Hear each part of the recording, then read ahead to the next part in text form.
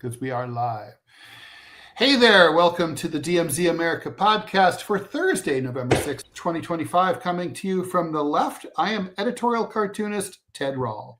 And coming to you from the decrepit old line right, I'm Scott Stantis, and we are blessed to have a really interesting guest with us who nothing is more interesting, Ted, than watching cartoonists try to figure out a technical problem, because we have Chip Bok. We have the voice of Chip Bok. We don't have the face of Chip Bok. Hi, guys. Glad to be here. Hi. There's a little icon at the bottom. Is at the bottom of the screen. It looks like a little camera. Maybe you need to do that. Yeah. On the StreamYard link. Yeah. How's that? Oh, that's promising. Well, I don't see a red light yet. There's no red light. Look for the camera icon at the bottom of the screen.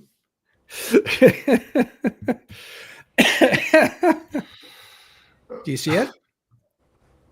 I do not see a camera. I do see a camera icon, and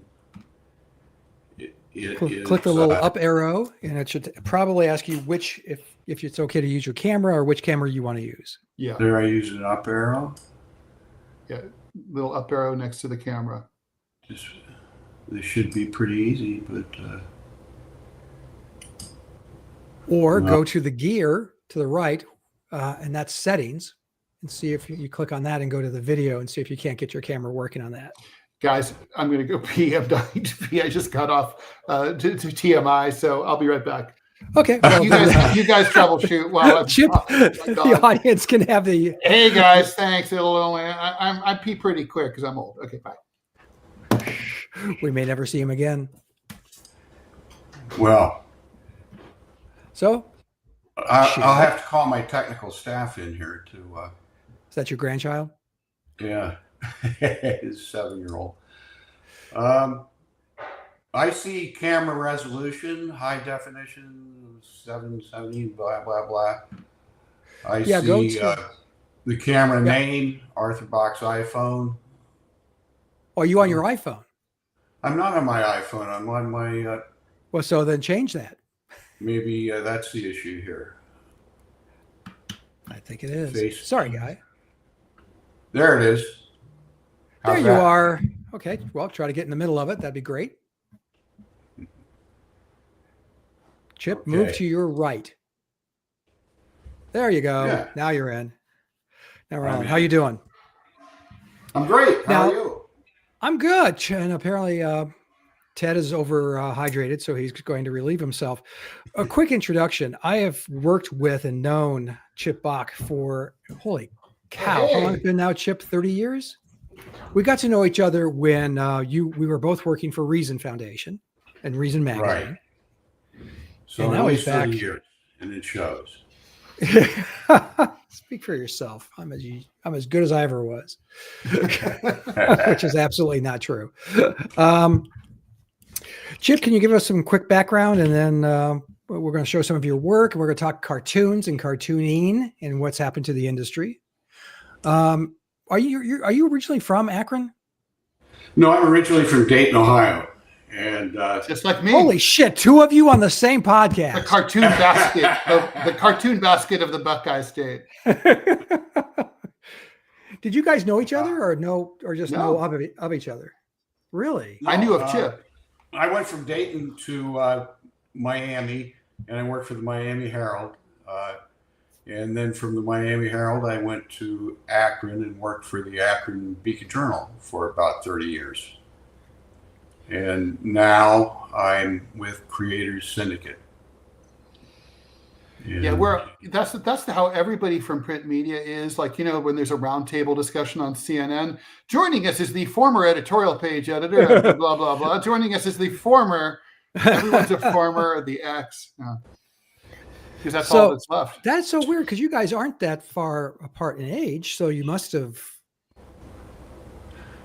I never knew this guy. I read Chip's work.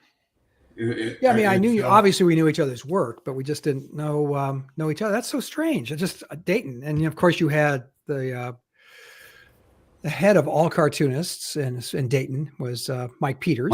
Mike Peters. Mike Peters was my mentor, and that's how I got involved in editorial cartooning. How did you get involved? I mean, it's so many guys are like, yeah, I've wanted to be a cartoonist since I was 3 years old, since I could walk. That's not my story. My story is I discovered cartooning in college. But how about you? Yeah, I'm kind of the same way. I just like to draw, but I was interested in all kinds of things and bounced around in college from different majors to different majors. And finally, someone told me that English was the refuge of the inefficient. And so I went to see the chairman of the English department, and I said, look, I've got all these credits in liberal arts. Could you maybe put something together that I'd be able to graduate on time? And that's what he did. Get that? And I did graduate on time. And really, people think it's unusual, but I don't think it's unusual at all, because I like to draw, and I had a keen interest in current events and history and reading. And those two things pretty well define an editorial cartoonist. And so I had the temerity to take some sketches down to the Dayton Daily News to show to Mike Peters, who I had never met. I went down, and in those days, you could just walk into the newspaper building and talk to the guard. He calls Mike Peters up, and I did that and chickened out and turned around and went home. No. Really? Yeah. So I came back the next day, embraced myself with hard liquor, not really, but I hung in there to actually meet Mike, and he was just typical Mike Peters. Oh, great guy. Mike Peters all the way, hugging and kissing everybody he sees. But he looked at my cartoons and took them seriously, and he liked them. And so I started coming in once a week, and he'd critique what I did. And wow. I would send cartoons to editors, and 6 years later, I got a job. So you were in Miami. What did you do in Miami? From that, I got fired. Yeah, that's the thanks you get for 30 years of service. What did you do in Miami? I started out with, the job I just described that I got fired from. You were editorial cartoonist in my. I'm sorry? You were editorial cartoonist in. Yeah, I was editorial cartoonist at Clearwater Sun in Florida. Oh, okay. And the guy who hired me was an interesting guy. His name was Ray Jenkins, and he'd been assistant press secretary for Jimmy Carter. And he was out of a job at that time. It was 1980. And so he just kind of took an interest in cartoons. He hired me as a cartoonist. It was a small paper, 30,000 circulation. I think a lot of the rest of the staff was not happy that a slot was wasted on a cartoonist, but I was. Why would you pay for someone whose work people actually want to see? I mean, that's just exactly. That's where the trouble begins. Well, they figured that out. They have stopped paying for that. How long were you there? I was there for 6 months, and things went great. Ray would, I'd spend a couple hours sometimes a day just shooting the shit with Ray Jenkins, who had a vast history as editor of the Montgomery Advertiser. He knew all the people in the South. He did the Freedom Rides. Wow. And it was just really interesting. He said I had to do 4 cartoons a week on local issues, meaning Pinellas County and Florida would be local issues. And so I did that, and then I would do another cartoon just to build my portfolio for my next job. So that went along fine until Ray took a job with the Baltimore Sun.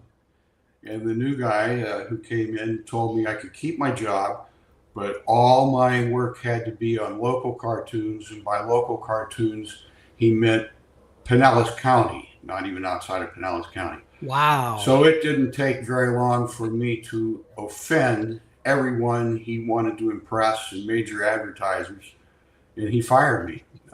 So my job lasted six months. Oh, So that's from that, fascinating. I went in to see the local ABC station in Tampa, and I talked to the news director, and I said, you really need an editorial cartoonist who does animated editorial cartoons and show them on your station and have some opinions, and people would be interested in that. To my amazement, he said, "Okay, that's a good idea." Oh, whoa. I said, "Well, first I have to learn how to do animations."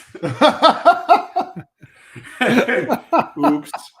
And so he introduced me to the weatherman, and the weatherman had this elaborate, weather computer, and he taught me how to do animations on his weather computer. I produced a few animations. Wait, did you have to stand in front of a green screen and be like? Well, by the time I was ready with some animations to actually go to work, the news director got fired.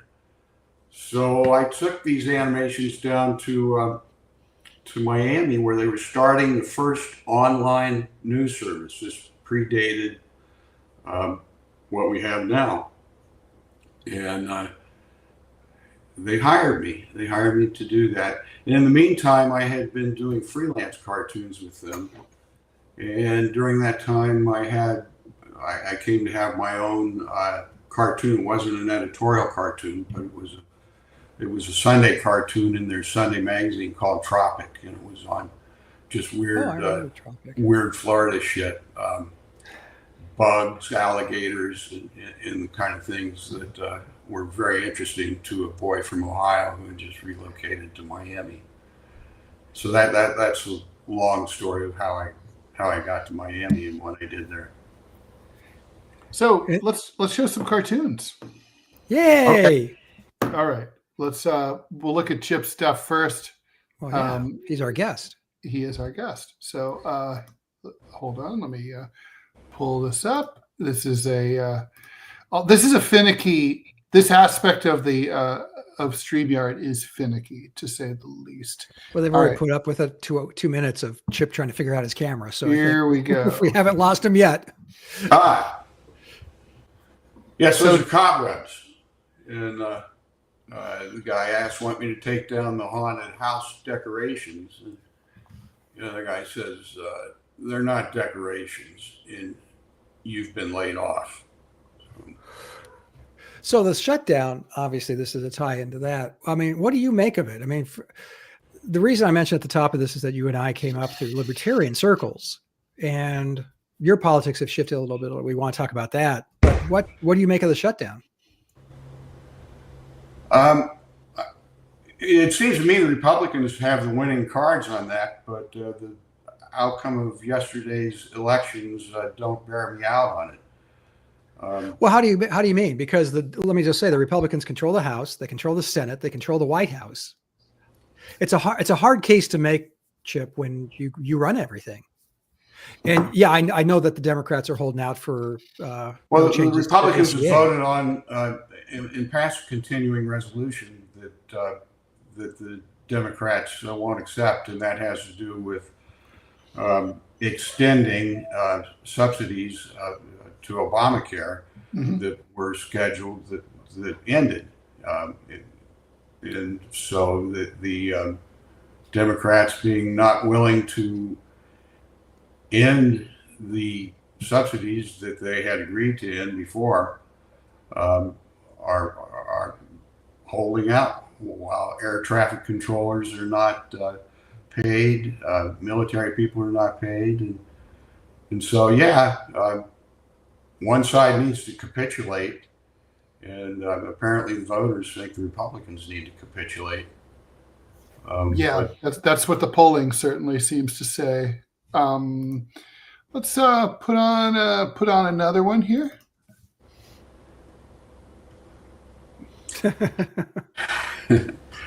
So this is a very interesting situation. I personally, I'm on the right side of things for the most part, Actually, I guess I'm more on the classical liberal side of things. And one of the first things I was taught in econ class in one of my experiences in college was that tariffs are bad.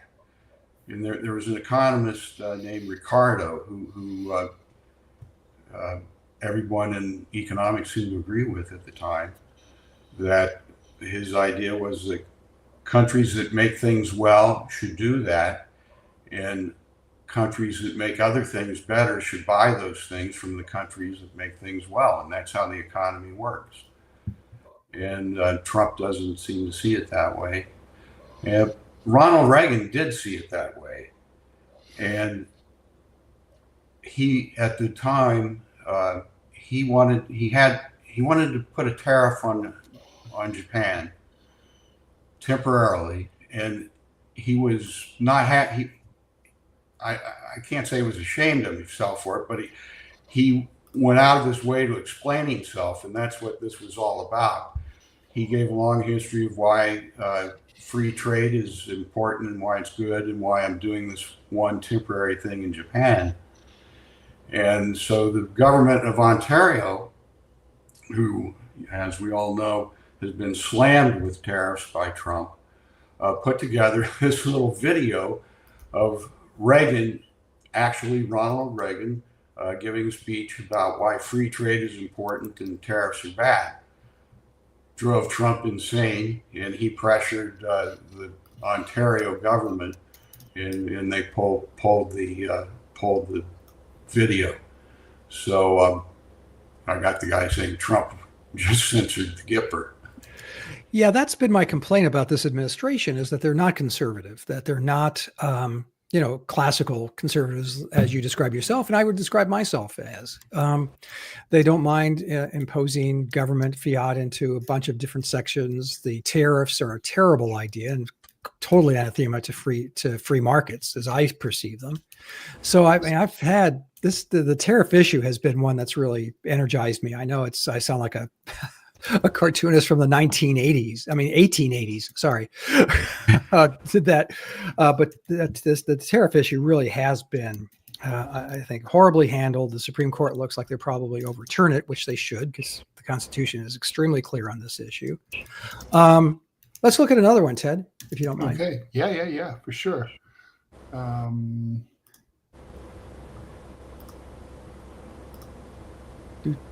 Here we go. Oh, I'm looking forward to this one. Oh God. Auto pen. Yeah. Chip, I'm not sure if you got the rafts, the tanker cars, the amount of shit that I took, and I know Ted took, for having the temerity to point out that Joe Biden was addled and shouldn't be president. Did you? No, not really that much. And I did a lot of cartoons to that effect because he was addled. This particular cartoon is a takeoff of the Godfather picture that goes with the movie that shows, the Godfather would not allow people to pull his strings. And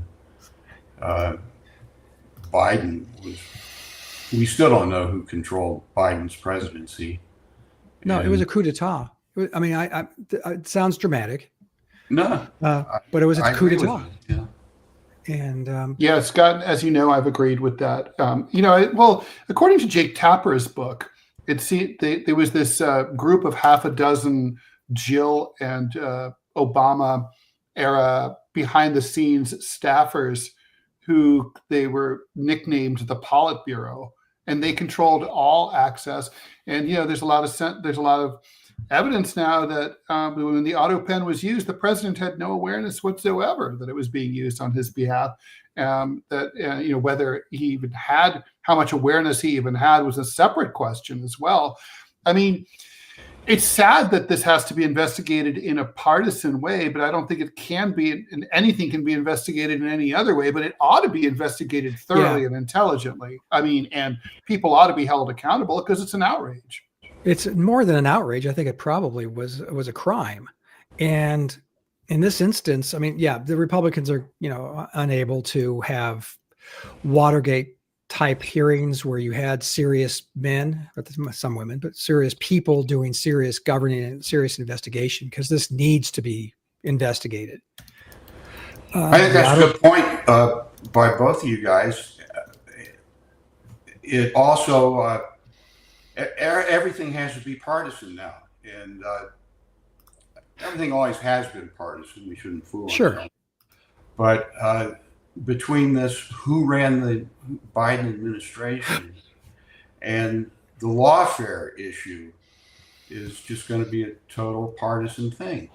I felt that Trump was unfairly attacked with ridiculous claims to try to make him broke and ruin him, and with the goal of him not running for re-election.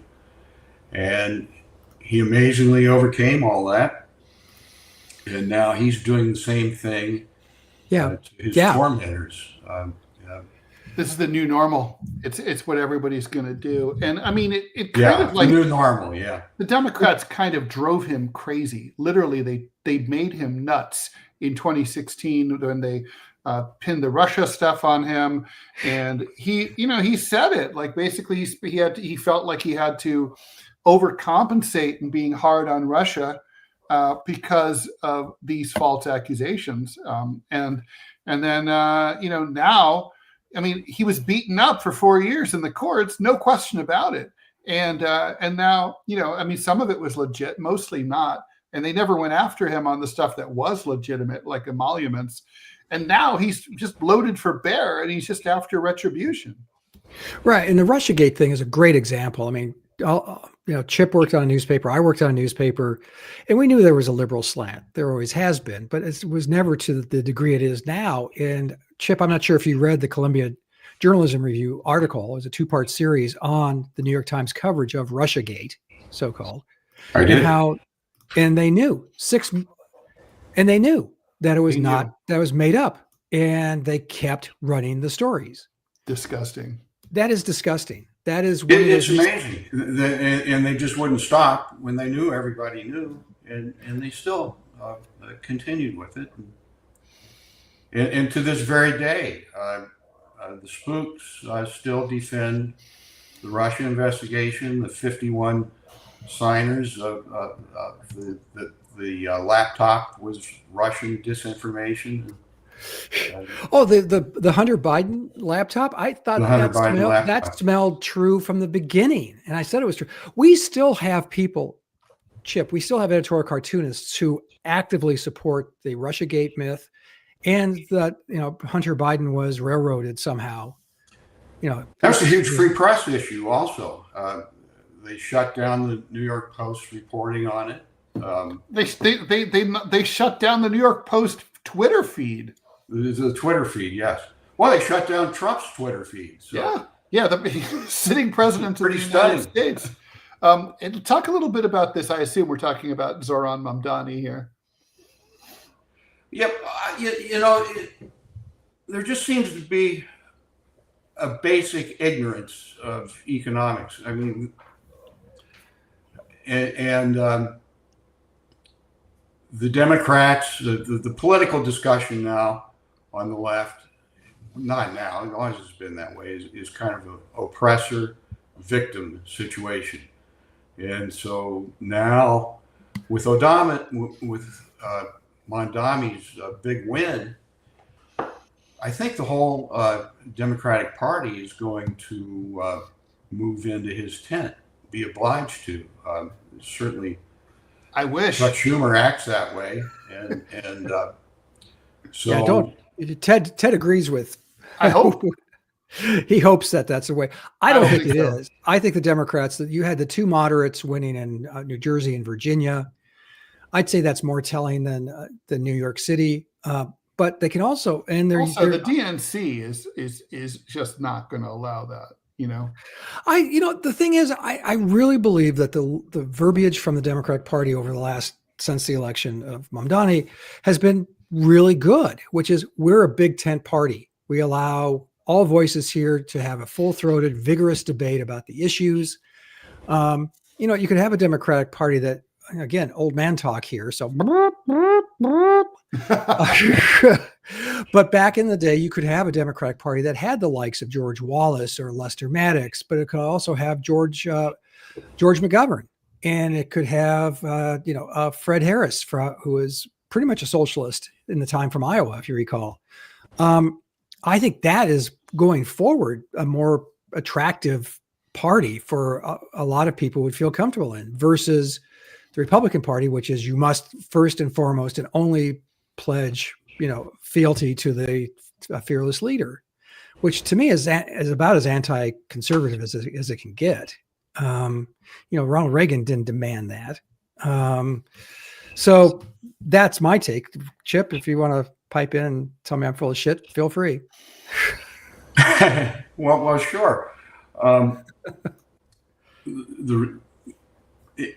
Trump's recent victory in this last election, to me, was most telling when he came out from one of his court hearings in Manhattan. And there was a huge crowd of people, working people, black people, mainly minorities. And he spoke to that crowd for about half an hour, maybe longer. I watched it on TV, and I thought, this guy is getting through to these people, and it's not a traditional Republican hearing. And that goes back to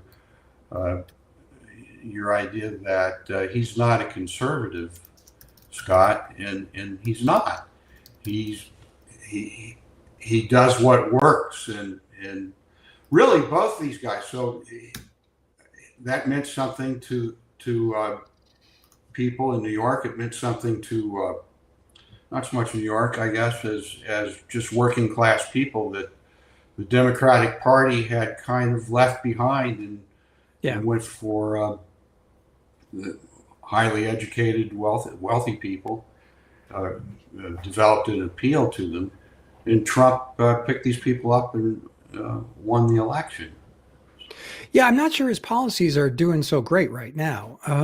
The numbers certainly aren't. And I'm not sure if you saw President Trump last night say that the economy is doing just great. Well, if you go buy groceries, if you buy gasoline, if you go buy a cup of coffee, it's not doing great. It would be the opposite. And the numbers certainly seem to be going against them. The job creation is anemic at best.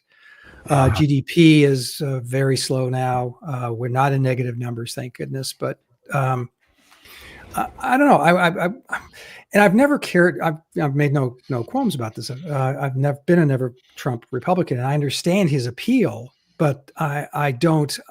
But then I don't, because I really do want the best and brightest to be the president of the United States. Now, this last election cycle, let's be perfectly clear.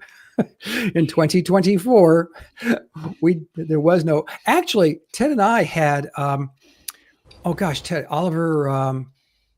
Not Oliver North. No, Oliver. No, he was a libertarian candidate. Something Oliver, right? Wasn't it?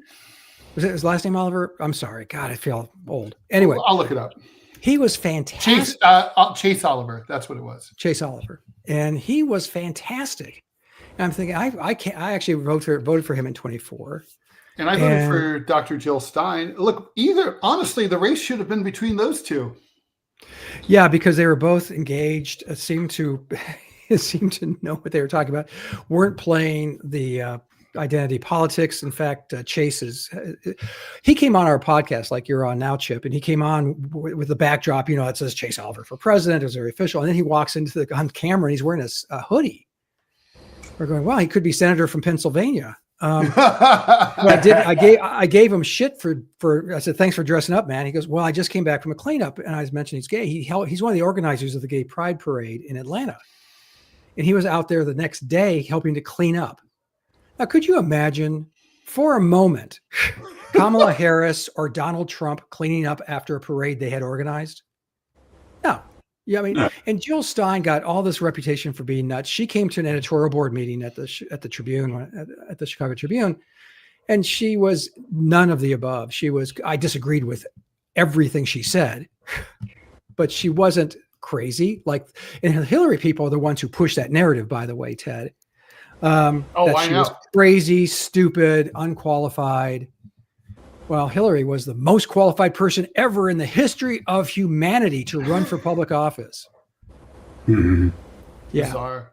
Sorry, I went on a tangent there. I'm going to put up. No, your comments about Trump in this election are good. The Wall Street Journal today has an editorial taking him to task. Trump was claimed the reason the election went so well for the Democrats and poorly for the Republicans is that he was not on the ballot.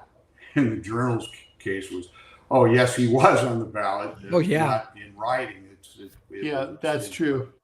This was a vote against Donald Trump as much as anything else. Yeah, well, but the thing is, Trump wasn't really out there, was he? He didn't campaign for the Republican much in New Jersey. He didn't campaign for the Republican much in Virginia, which really surprised me. And he kind of gave a tacit endorsement of Cuomo in the last week of the mayoral race. This is funny. That's we going on to this one. And let's. I want to share. I want to get to the Charlie Kirk one because you apparently there was some commentary about that. Yeah, so it's pretty crazy.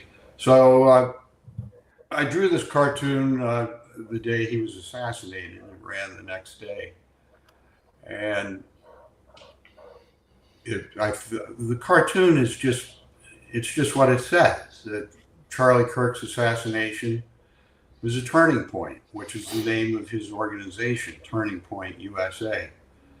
And it's a great example of how people who want to be offended will be offended and will manipulate things you say and do to get their way.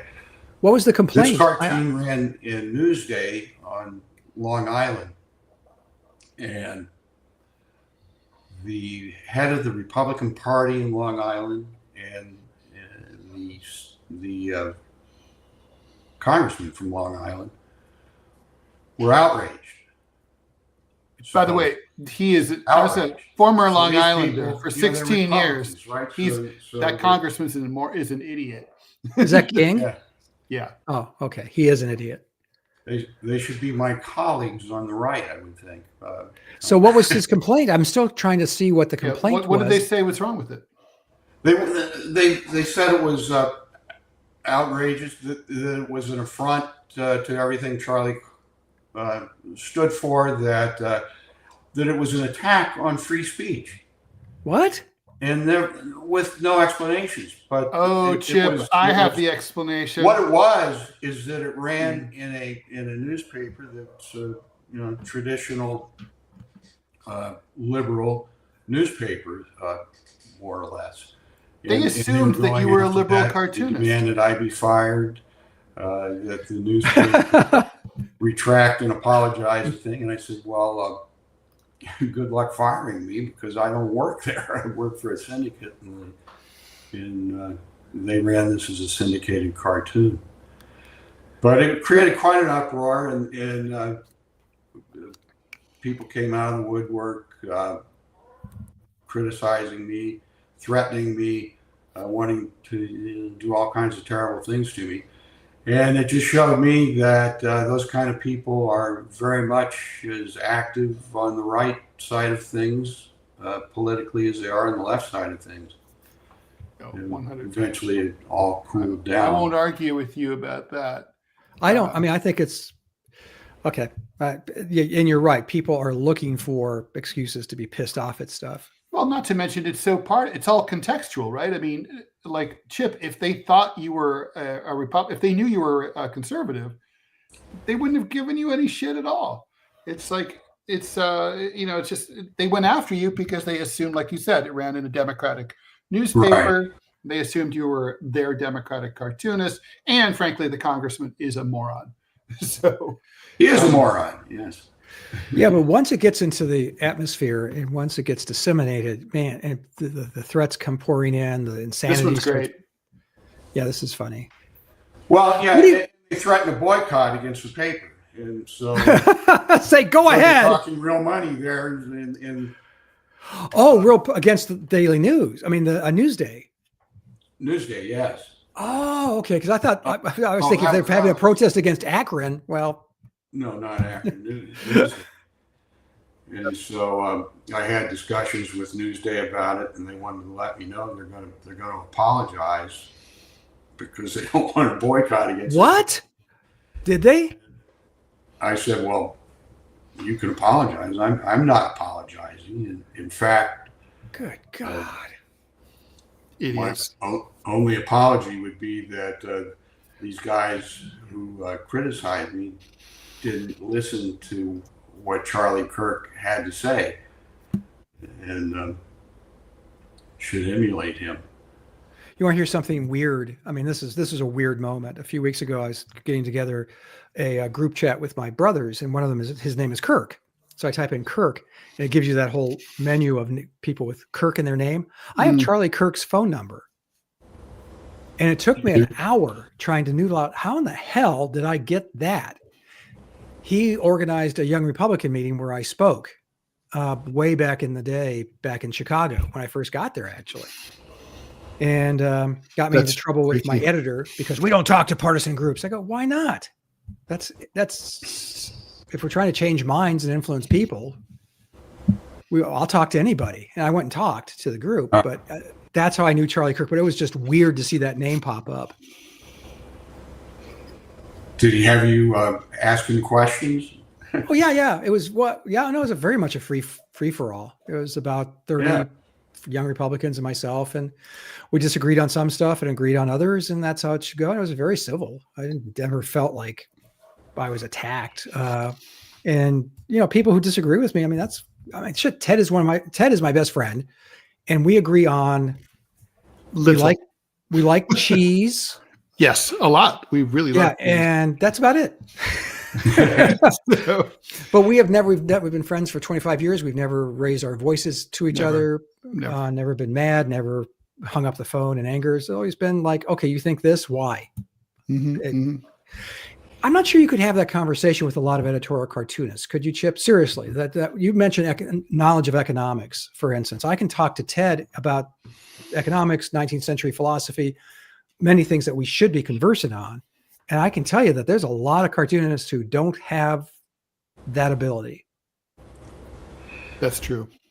I think I think it's labels, and that's what happened with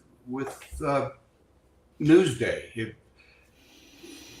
These guys were pasting a liberal left label on them and tried to use my cartoon misguidedly. They had no idea who I was, and the cartoon was the opposite of their approach.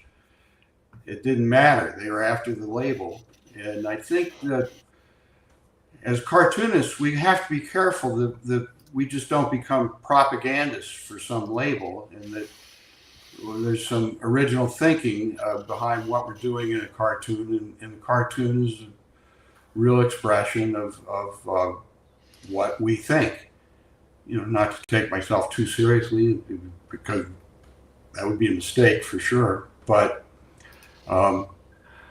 my cartoons are what I think. They're just, I hope they're never just promotion of somebody's idea of what a conservative should be, or what a libertarian should be, or what anybody should be, really. No, there are so many cartoonists who I look at, mostly from the left. Conservative cartoonists were in a very small minority. But so many of the cartoonists, Ted and I always mention this, they're New York Times Democrats. They will, whatever the New York Times position, I will guarantee they will draw to that position. And it seems intellectually dishonest, if not downright lazy to me. I would have wished that some of our compatriots are really smart. Truly, hats off. But there's a lot that aren't. Or at least learn it. You know what I mean? Aggressively intellectual, and that they'll do a cartoon that you go, oh shit, wow, this person who generally draws from the left is really criticizing Kamala Harris or Joe Biden or Barack Obama. Ted, of course, has a reputation for being that asshole. That's why I'm so beloved. Yes, is that the word? That's a lot of people call me beloved. Much like a Toni Morrison book. Let's show one of your cartoons, Scott. Just oh, so please, Chip doesn't not have really. all the fun. It's not been a great week. This needs some quick explanation. Chuy Garcia is kind of a perennial political power in Chicago, and he pulled one of the most bullshittery moves you can pull. He's currently a congressman. He decided not to run for re-election the afternoon of the filing deadline. So, I mean, no one's going to run against an incumbent unless they're nuts. And his chief of staff, Patty Garcia, no relation, he crowned her and said she's, and so she had her papers ready. So this was in the works for a while. And so for the party of no kings, it seemed ironic at the least. So this is a very Chicago issue. Like I said, Chuy he actually dragged Rahm Emanuel into a runoff many years ago. He has one of the most epic mustaches of the 20th and 21st century. I'm a huge fan as a cartoonist of anyone with a robust John Bolton style mustache. Yeah. And he does. And so Chuy does. He has this. In fact, that's when I drew him. That's how I drew him. This was here you go. The Democrats running away from the Mamdani, hammer and sickle. I guess I should have had the hammer in there too, Ted. What do you think? You probably could have had the hammer, maybe two hands, second hand with the hammer. Yeah. I don't know. I get it. Well, actually, yes. You could have a hammer pounding the sickle into the donkey's ass, blood spraying all over the place. Also, what happened to the poor donkey? Oh, I see. Never mind. But I feel like there should be like a blood mark where the donkey's tail. Well, don't forget I drew this before the election. So actually, yes, the donkey has no tail at the moment. What happened to it? It's attached to the sickle. It was taxed out of existence. It got tariffed. It got tariffed. Oh man. So that was, I think that they're going to have some issues. And if Mamdani, but it's a weak mayor system in New York, isn't it, Ted? It is relatively weak. It's gotten stronger in the last 10 years or so because now the school system comes under the purview of the mayor. That was not true. And you're talking about the second largest school system in the United States after the LA Unified. 1 million students attend New York City public schools. So it tells you how many young people we have in New York City, but it's also a locus of power and the unions, and so it's pretty influential. Speaking of that, how do you feel about Mamdani's taking away advanced studies classes, advanced studies program for, I think it's 6-year-olds or 5-year-olds or something?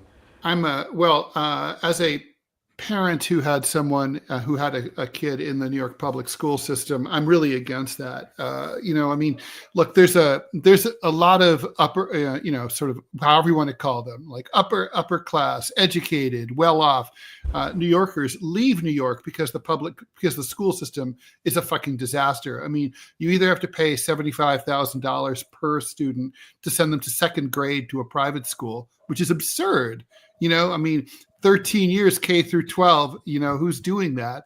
Only the super rich, and they're not even that great. Or you send them to the public schools. And if there's no way for gifted kids to be recognized and have their talents cultivated, they're just going to leave. And I think it's really, it's a huge mistake. If anything, that program needed to be expanded. And I think this is an example of where, liberals, the left, whatever you want to call them, can just be, they can let its wokeness run wild. I think it's a huge. Wait, what was the motivation behind canceling the program? Equity. What? So I had a cartoon I was working on for that, and it's Mamdani saying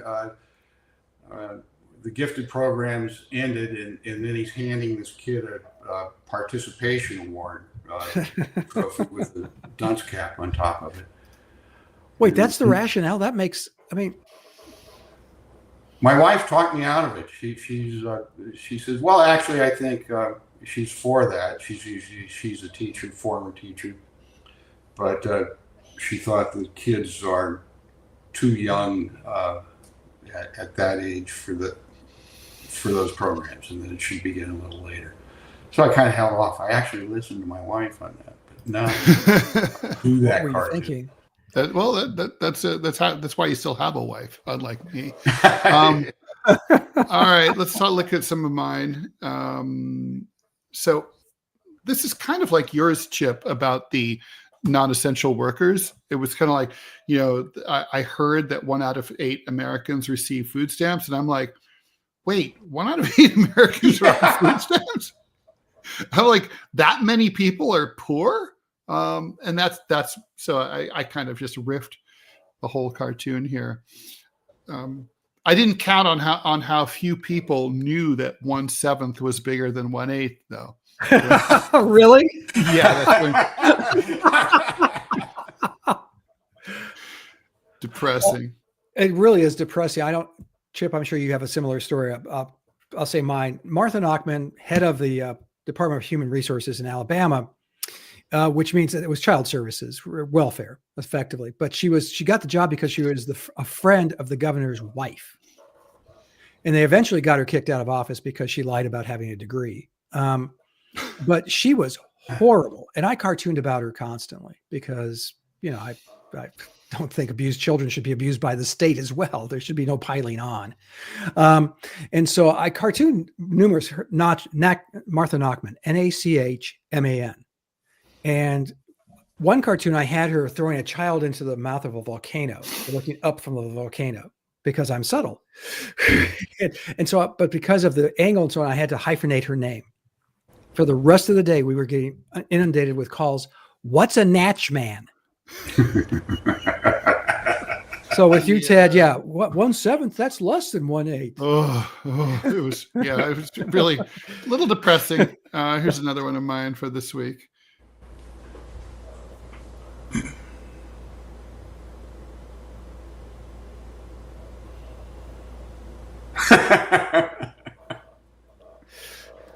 I said this one.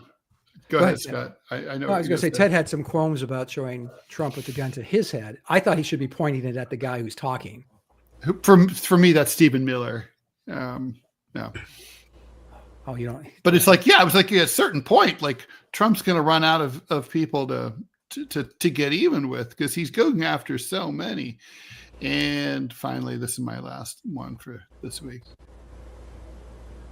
Is that true that they announced the Ultimate Fighting Championships? Oh, good. It's going to be in the White House lawn. Oh, Jesus. A cage. It's going to be on July 4th, too. I mean, like our 250th anniversary of founding of the country. It's idiocracy. There's nothing else to be said. Yeah. Well said. Yes. So, yeah. I love that no one will wonder that about us.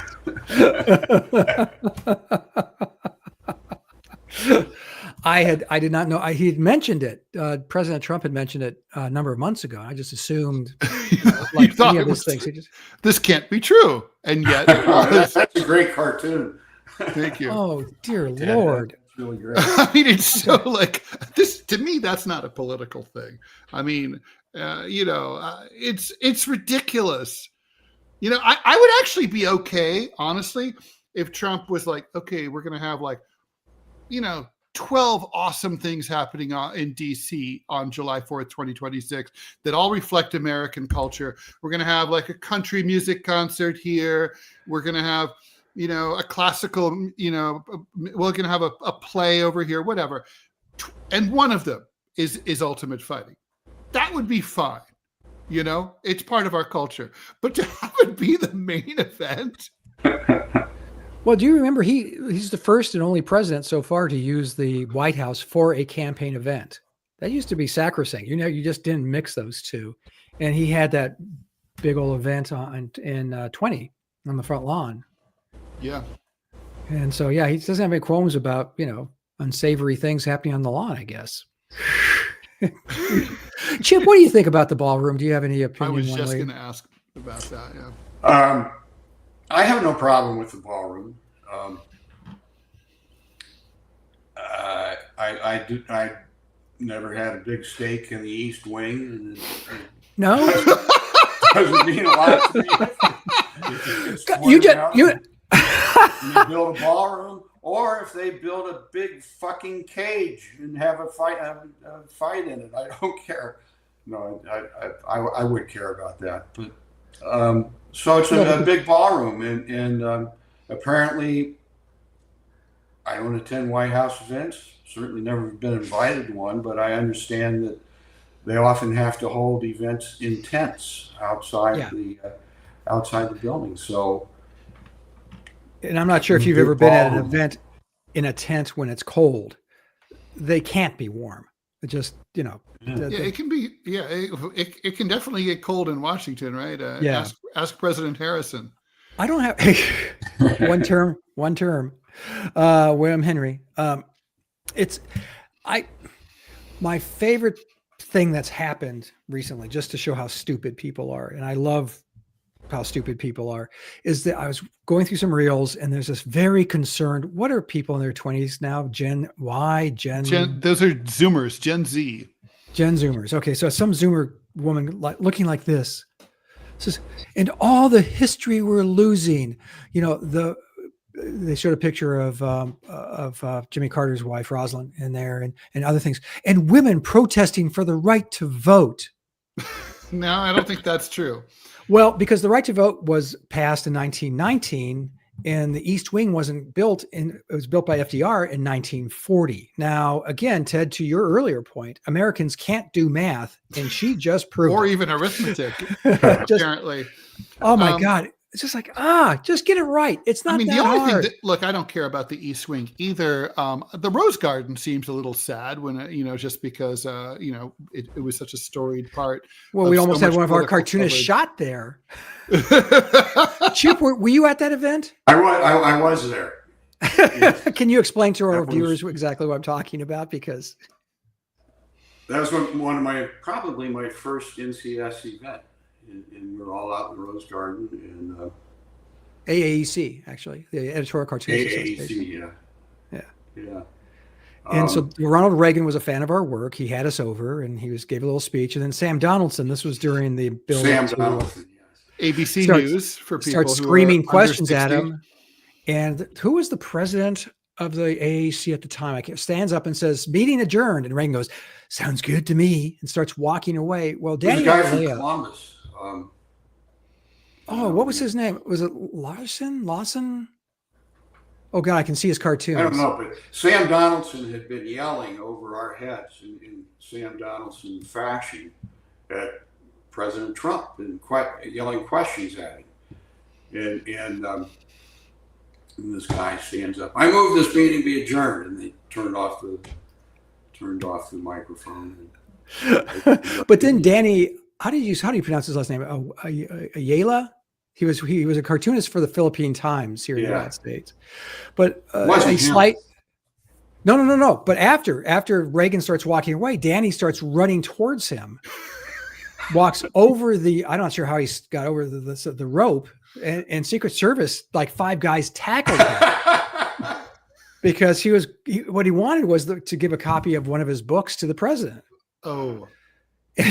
And he didn't think ambling would work.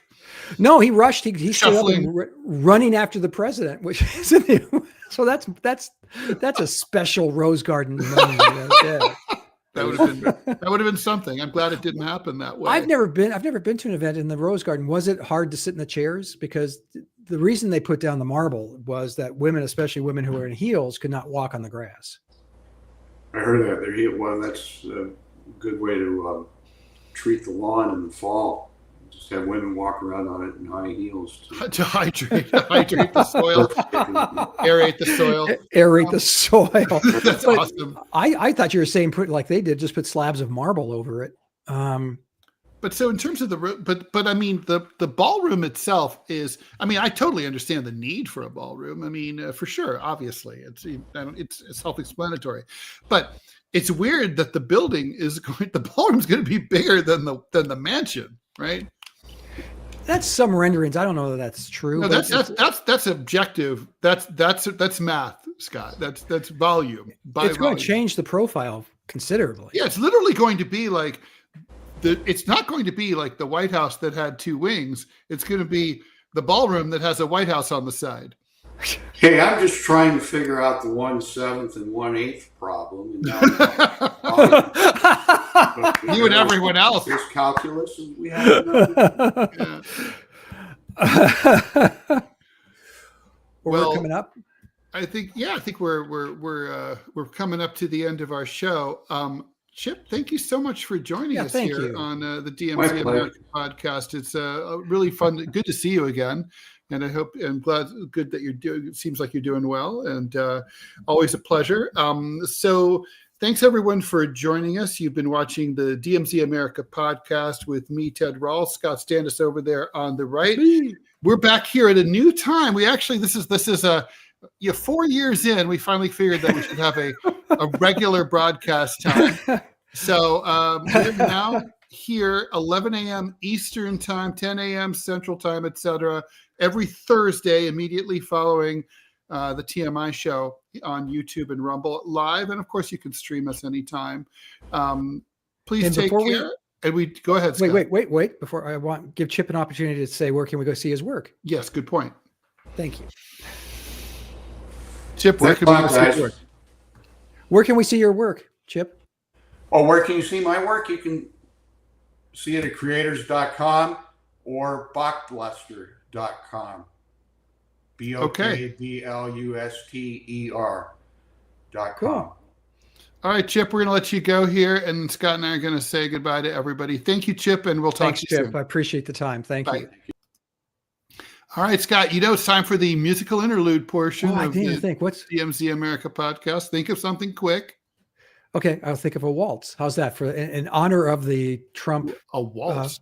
Wow. Yeah, the Trump ballroom. Bum, bum. Okay. Bum, bum, here we go. Oompa Loompa. Off to the races. Bum, bum, bum.